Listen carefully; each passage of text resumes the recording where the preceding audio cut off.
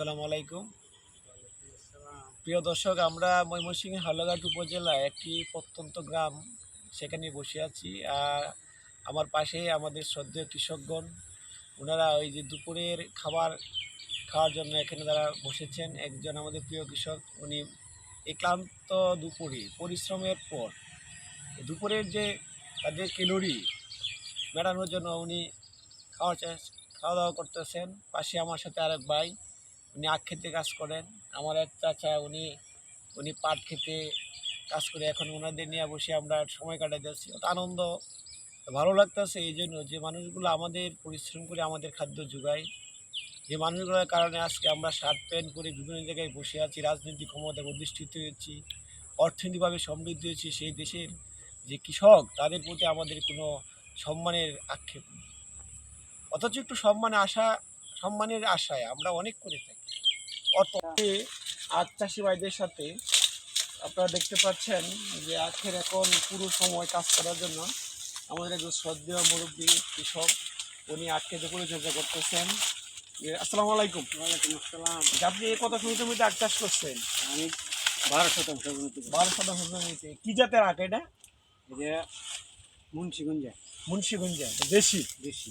দেশি 12 শতাংশ জমিতে আপনার কি পরিমাণ খরচ হয়েছে? ধরেন 20,000-এর মতো গেছে আমার। 20,000-এর মতো। যদি সুন্দরভাবে ফলন হয়, বাজার যদি ভালো থাকে, তাহলে এই যে 12 শতাংশ জমিতে আপনি কি পরিমাণ টাকা আখ বিক্রি করতে পারবেন? ভালো সারা রাখতে ভালো পয়সা দিলে আমি 50,000-60,000 টাকা পাবো।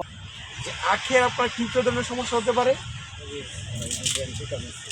এই যে পোকা ধরছে গেলা, এটা বিদ্যুৎ হয় কতদিন পর পর? 1 সপ্তাহ পর দেওয়ার দরকার। 8 থেকে 10 দিন পর। 8 থেকে 10 দিন পর। আপনাদের এলাকায় আনুমানিক কী পরিমাণ কৃষক এই আখ চাষ করছে? কত জন হবে? 30 থেকে 35 জন। 30 থেকে 35 জন। মানে আমাদের এই অঞ্চলের মধ্যে আপনাদের এই এলাকায় আখ চাষটা বেশি। আখ চাষ করে কি আপনি স্বাবলম্বী হয়েছেন? হতে পারি না তেমন একটা, তেমন হওয়া যায় না। প্রিয় দর্শক, আপনারা দেখতে পাচ্ছেন একজন আমাদের কৃষক, উনি আপনার এই যে আখের পাতা মধ্যে অনেক ধার, আর এই কৃষকের ধারে যে শরীরে অন্ন রাখলে অনেক সময় দেখা যায় অনেক কাইটা যায়। এত পরিশ্রম করে আমাদের অর্থ মতো দেয় না। এই যে সারের মতো আপনি এত এরকম লাগলে অনেক হাতে ঢোকার সম্ভাবনা বেশি থাকে, হাত কেটে যায়। এই যে হাতগুলো দেখেন, এই যে কৃষকের হাত, অত পরিশ্রমের হাত। আমরা যদি এই কৃষকদের সম্মান যদি না দিই, তাহলে আমরা ব্যর্থ জাতি হিসেবে পরিণত পারবো। অবশ্যই সকলকে যে আমরা অনুরোধ করব যে এই কৃষকদের, বাংলাদেশি কৃষকদের সম্মান জানানোর জন্য। ধন্যবাদ।